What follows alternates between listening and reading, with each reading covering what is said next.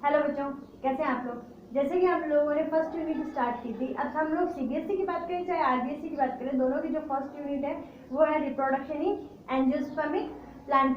अब angiospermic plants की बात कर रहे हैं तो एंजियोस्पर्मिक प्लांट में हम लोगों ने देखा कि उसमें सेक्सुअल रिप्रोडक्शन भी पाया जाता है। तो हम यहाँ बात करेंगे कि जो रिप्रोडक्शन है, रिप्रोडक्शन को हम लोगों ने दो भागों में डिवाइड किया था, एसेक्सुअल और सेक्सुअल रिप्रोडक्शन, जिसमें मैंने आपको कहा था कि जो आपकी फर्स्ट यूनिट है आरबीएसई में वो 4 चैप्टर में डिवाइडेड है। अब चारों चैप्टर में जो फर्स्ट और लास्ट चैप्टर है, मतलब फर्स्ट और फोर्थ चैप्टर है, वो दोनों एक एक नंबर के हैं और अल्टरनेट ईयर उनसे क्वेश्चन आते हैं।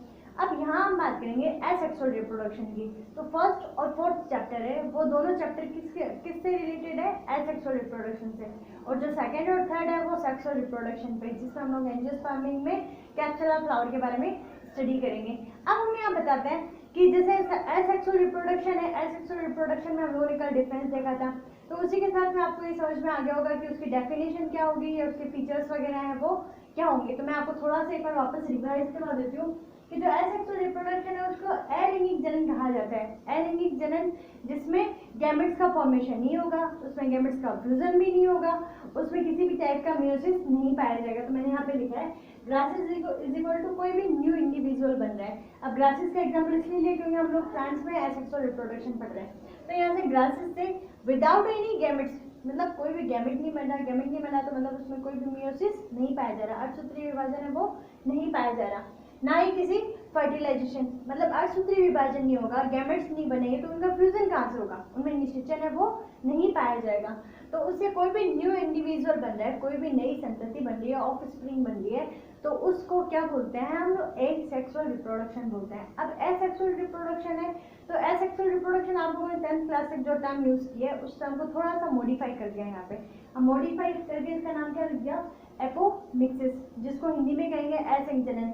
जनरली सी है कि आपको बच्चों को डायरेक्ट डेफिनेशन बोल दे कि अलैंगिक जनन किसे कहते हैं, आप आराम से लिख सकते हैं, लेकिन असंजनन आ जाए, एपोमिक्सिस आ जाए, भाई ये क्या मतलब क्या आ गया, ठीक है। तो आप ध्यान में रखिएगा एसेक्सुअल रिप्रोडक्शन ही एपोमिक्सिस है, असंजनन है। असंजनन आपको हिंदी में समझ में आ रहा है, ए मतलब अब्सेंट, संग मतलब कोई भी गैमेट्स है वो संग में नहीं आ रहे, ठीक है। तो इस तरह से आप लोग इस डेफिनेशन को ध्यान में रख सकते हैं। एपोमिक्सिस है, इसको हम यदि लैटिन लैंग्वेज में यदि इसको टुकड़ों में तोड़े तो एपो प्लस मिक्सिस, एपो का मतलब होता है विदाउट, कोई भी नहीं, बिना, और मिक्सिंग मतलब यहाँ बिना किसी गैमेट के मिक्सिंग के कोई भी नई संतति उत्पन्न हो रही है, तो उसको हम बोल रहे हैं एपोमिक्सिस। और एपोमिक्सिस जो टर्म है उसको रिंगले ने दिया था, तो आप लोग थोड़ा सा ध्यान में रखिएगा।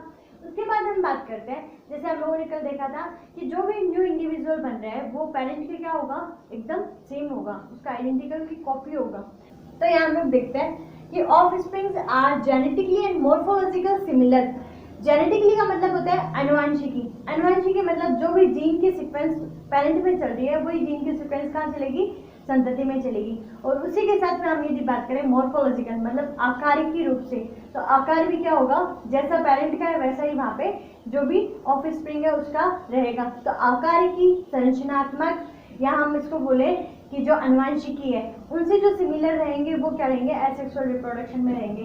अब इसको कहेंगे क्या, क्लोन। क्लोन वर्ड आप लोगों ने सुन रखा होगा, तो यहाँ पे इस टर्म को यूज करना है क्लोन, की जो भी है वो एकदम डिट्टो क्या है, उसकी कॉपी रहेगा, कॉपी होने के बाद इसको हम क्या कहेंगे, क्लोन कहेंगे। अब हम बात करें कि आरबीएसई बुक में जो आपको एसेक्सुअल रिप्रोडक्शन समझाया हुआ है, अब एसेक्सुअल रिप्रोडक्शन है ऐसे नहीं है कुछ मैं नया बता रही हूँ, ये आप लोगों ने 10th क्लास में भी सुना है, और 10th क्लास में उसके जो बहुत सारे टाइप्स हुआ करते थे, ठीक है, जो आप लोगों को फिजन, फ्रेगमेंटेशन, तो ये आप लोगों ने सब सुन रखे हैं, नाम सुने सुने से लग रहे होंगे। यदि आप लोगों ने ढंग से नहीं पढ़ाई की है और ढंग से पढ़ाई की है तो वो तो आपको डेफिनेशन और एग्जाम्पल्स भी दे सकते हैं। तो मैं यहाँ पे बात करूँ types of apomixis. Types of apomixis समझाने से पहले मैं आपको बता देती हूँ कि एसेक्सुअल रिप्रोडक्शन जो आप लोगों ने 10th क्लास में पढ़ रखा है, तो उस 10th क्लास में कितने टाइप्स हुआ करते थे, तो उसमें टाइप्स थे हमारे यहाँ पे फिजन, जिसको विखंडन कहा जाता है, बडिंग, जिसको मुकुलन कहते हैं, फिर हम बात करें फ्रेगमेंटेशन, जिसको खंडन कहेंगे, स्पोर्स मतलब बीजाणुओं का निर्माण,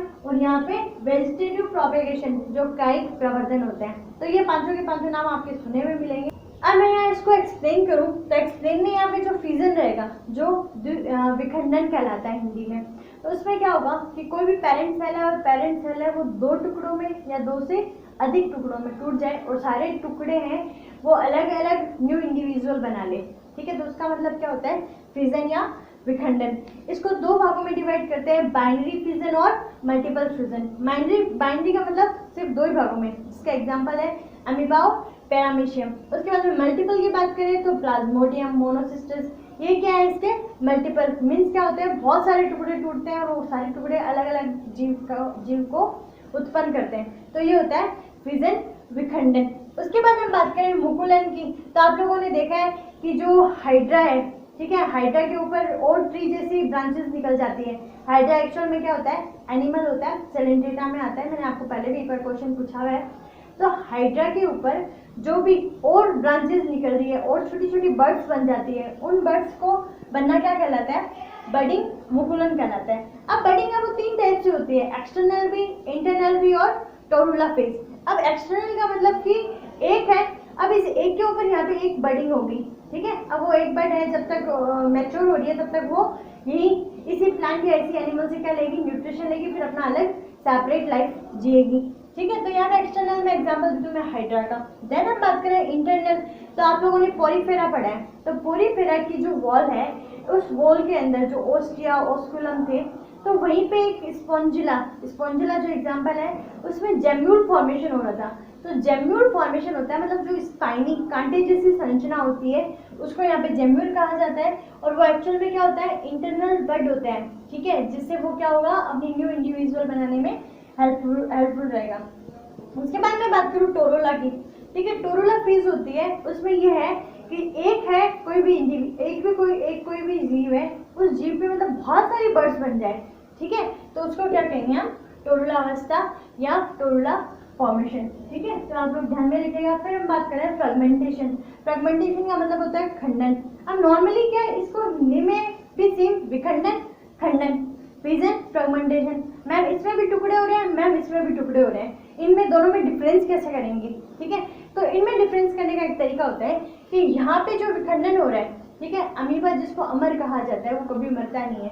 लेकिन मरता क्यों नहीं है, उसमें क्या होता है कि एक अमीबा है, ठीक है, एक अमीबा दो टुकड़ों में टूटा, दो बन गए, वो जो यहाँ पे एक था वो क्या हो गया, गायब, ठीक है। तो यहाँ पे विखंडन में क्या होता है कि जो भी पेरेंट सेल है, पेरेंट सेल पूरी गायब हो जाएगी, ठीक है। लेकिन यहाँ ध्यान में रखिएगा, जो फ्रेगमेंटेशन खंडन होता है जिसमें टुकड़े हो रहे हैं, चाहे एक बनो, चाहे दो टुकड़े हो, चाहे हजारों टुकड़े हो, ठीक है, लेकिन इसमें क्या होता है, जो पेरेंट है वो जीवित रहेगा, पेरेंट से अलग अलग टुकड़े होकर वो अपना अलग संतति बना सकते हैं, कोई फर्क नहीं पड़ता इससे, ठीक है। तो पेरेंट है वो इसमें क्या रहेगा, सेफ रहेगा। तो यहाँ पे रिक्सिया और मार्केंशिया जो ब्रायोफाइटा के एग्जांपल्स है, वो आपको ध्यान में रखना है।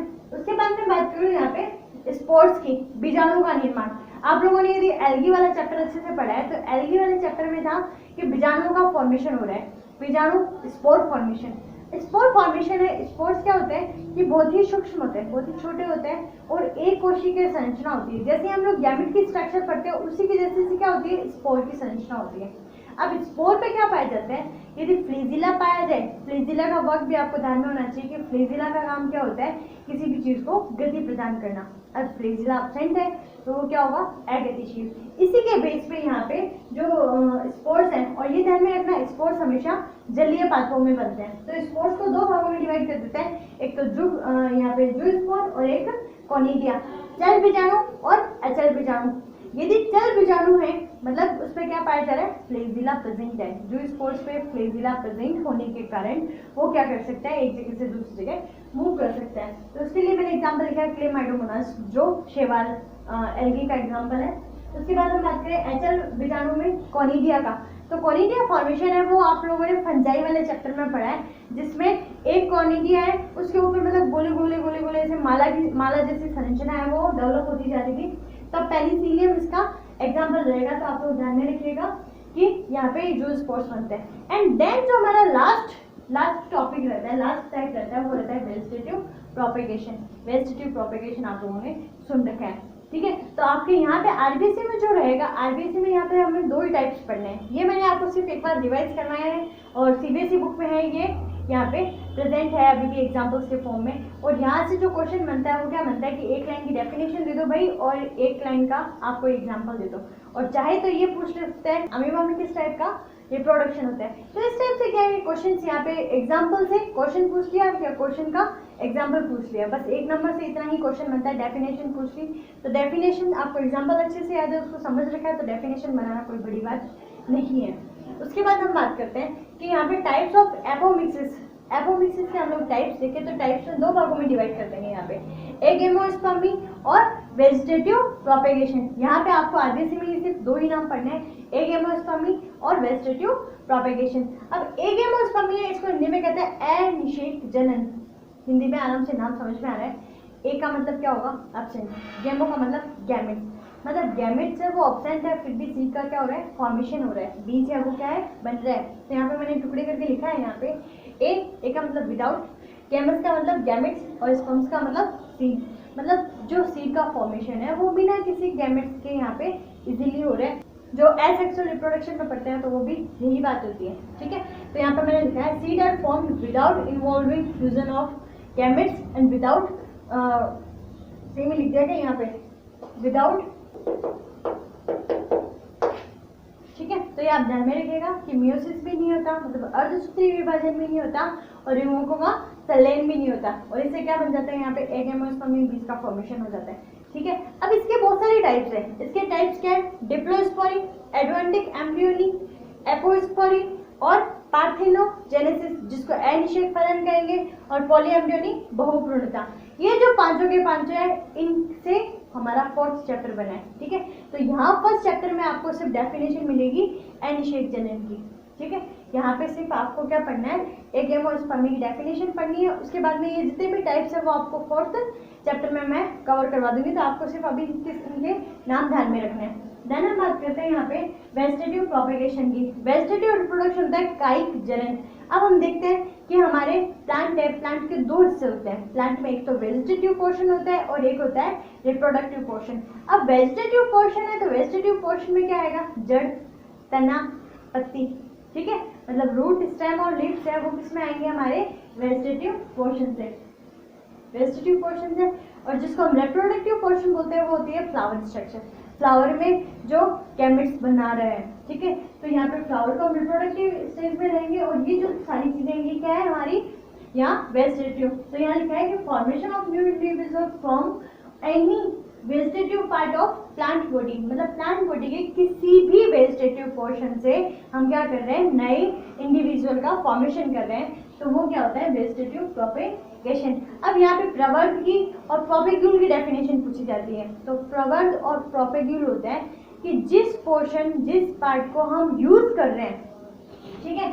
तो यहाँ पे रूट्स, स्टेम, लीव्स, ये क्या कहला रहे हैं, प्रोपेग्यूल कहला रहे हैं, यहाँ पे प्रवर्ध कहला रहे हैं। उन्होंने कहा कि भाई हमने एक प्लांट की जड़ ली, हमने दूसरी जगह उगा दी, ठीक है। पुदीने को हम थोड़ी सी जगह लगाते हैं, वो क्या हो जाता है, थोड़ी देर में काफी जगह फैल जाता है। तो उसमें क्या हो रहा है कि वही प्लांट है, उसके भाग, उसका स्टेम, रूट, लीव्स, वो क्या करता रहा है, ग्रोथ करता है। तो ये क्या है, वेजिटेटिव प्रोपेगेशन। तो आपको ध्यान में रहना चाहिए वेजिटेटिव पोर्शन, वेजिटेटिव रिप्रोडक्शन है, इसके दो हिस्से हैं यहाँ पे, एक तो नेचुरल वेजिटेटिव प्रोपेगेशन और आर्टिफिशियल वेजिटेटिव प्रोपेगेशन। मैं आपको हल्का फुल्का एक बार बता देती हूँ कि नेचुरल की बात करें तो नेचुरल में क्या होगा कि कोई भी जड़ है, कोई भी तना है या कोई भी पत्ती है, ठीक है, वो अपनी इच्छा से, ठीक है, हमने कुछ नहीं किया, हमने हाथ भी नहीं लगाया उसके, ठीक है। जैसे आप लोगों ने बायो फिल्म देखा होगा, जो हमारे पत्थर चट्टा कहलाते हैं, ठीक है।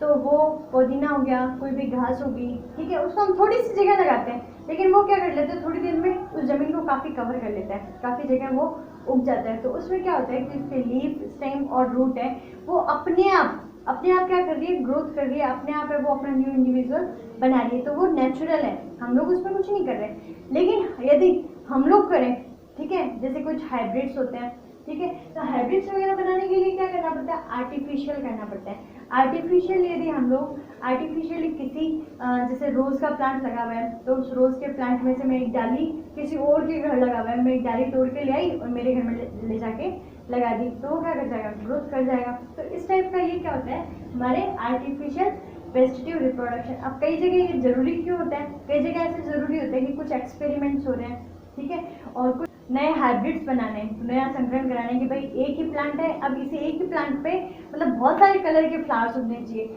अब एक कलर का फ्लावर वहाँ पे उगना पॉसिबल है क्योंकि वो गॉड गिफ्टेड है। लेकिन हम लोग यदि है ना उसमें कि एक ही गुलाब का पौधा है और उसमें अलग अलग कलर के गुलाब उगने चाहिए, तो उस समय हमें क्या करवाना पड़ेगा, उसमें संकरण करवाना पड़ेगा, हाइब्रिडाइजेशन करवाना पड़ेगा। अभी जो हाइब्रिडाइजेशन है, हाइब्रिड बना रहे हैं, तो वो किसके थ्रू पॉसिबल है, हमारे आर्टिफिशियल या वेजिटेटिव प्रोपेगेशन के से ही पॉसिबल है। तो आप लोग ये ध्यान में रखिएगा। आज मैंने आपको एसेक्सुअल रिप्रोडक्शन के बारे में हल्की फुल्की वो जानकारी दी थी। अब हम बात करेंगे नेचुरल वेजिटेटिव रिप्रोडक्शन और आर्टिफिशियल रिप्रोडक्शन के बारे में। अब ये इन दोनों के कंप्लीट होने के बाद में ये चैप्टर आपका फिनिश है। ठीक है, तो खुश रहिए, मुस्कुराते रहिए और घर पे सुरक्षित रहिए। Thank you.